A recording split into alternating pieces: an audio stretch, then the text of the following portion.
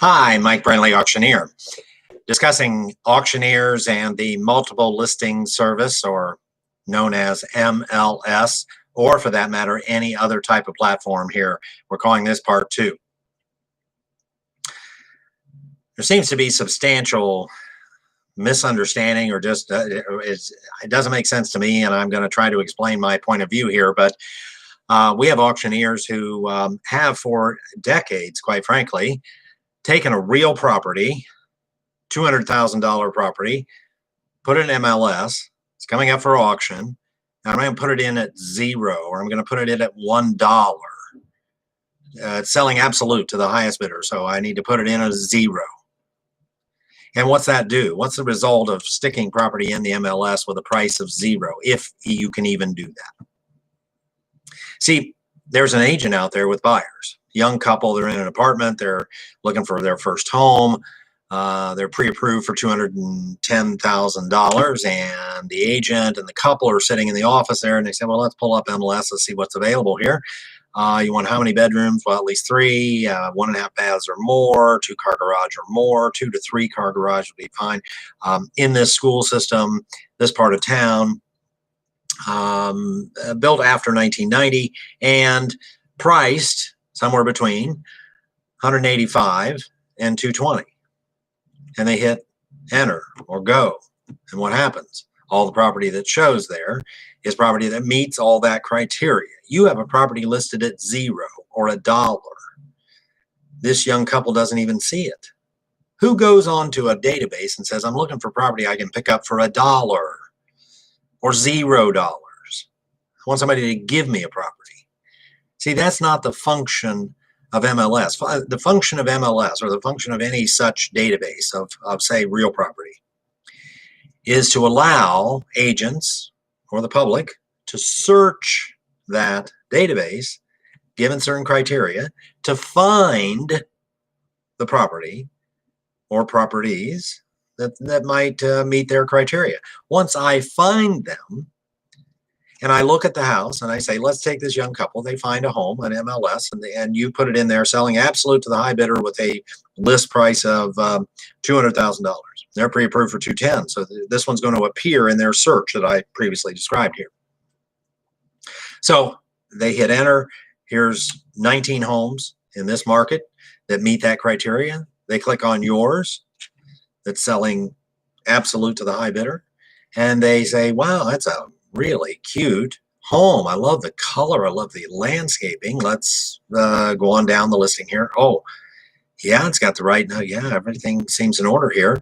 And then in the comments or the notes, it says, hey, there's an auction on this date at this time, and this thing is selling absolute to the high bidder. Do you think we have that couple's attention? Oh, yes, we do. But see, if you take your absolute property and stick it in MLS and try to put 0 or $1, they're never going to see your property. Have you ever searched MLS for something that has a list price of $1 or a list price of 0? I doubt it.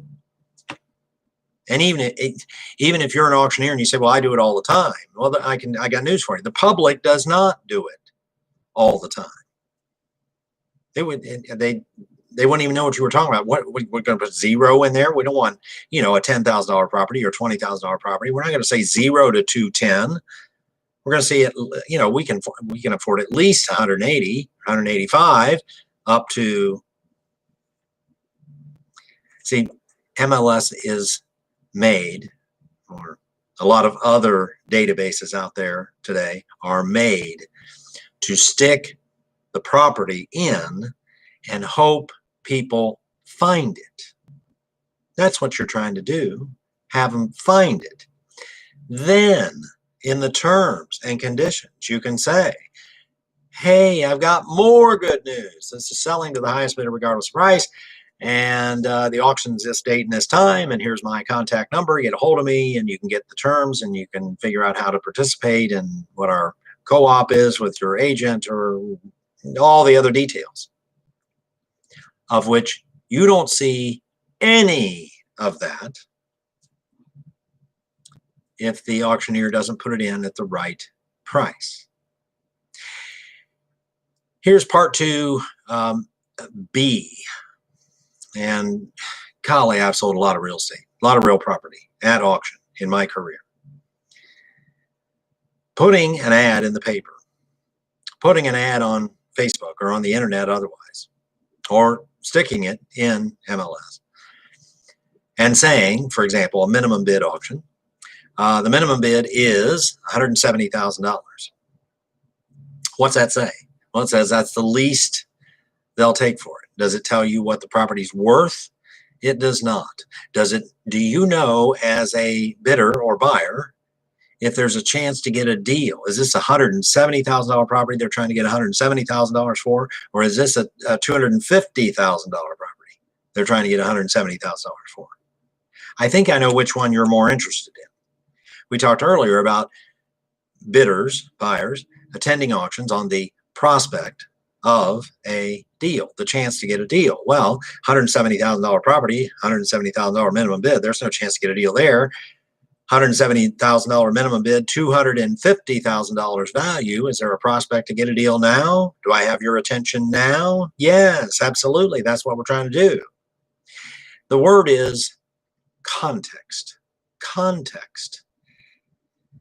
And when we were selling real estate in the 1990s and the early 2000s, quite a bit, we would put in, as the court would order, a 2/3 minimum bid for a lot of estate work that we were doing, probate court work. And so the 2/3 number, let's say it's it's $100,000 property worth $100,000. We think it's worth $100,000. Minimum bid 66, 666, 67, 2/3.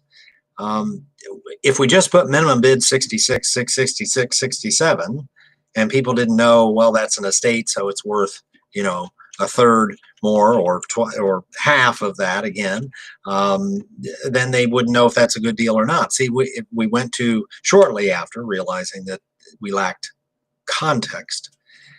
We would say appraised for $100,000, minimum bid 66, 666, 67.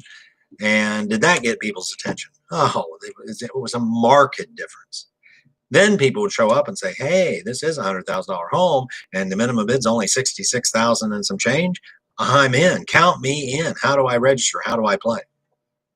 Context. So back to our original part of this discussion. You put property in MLS and you put it in for $1 or $0. First of all, they're not going to find it.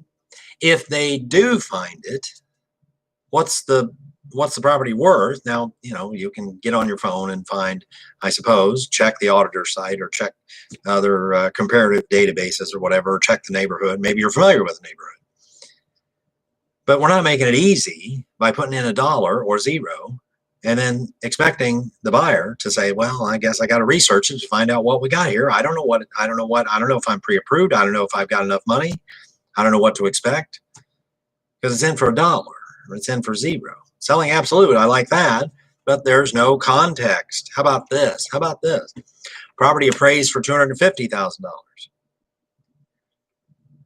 No minimum bid, no reserve, sells to the high bidder regardless of price. Is that good news? That's tremendous news.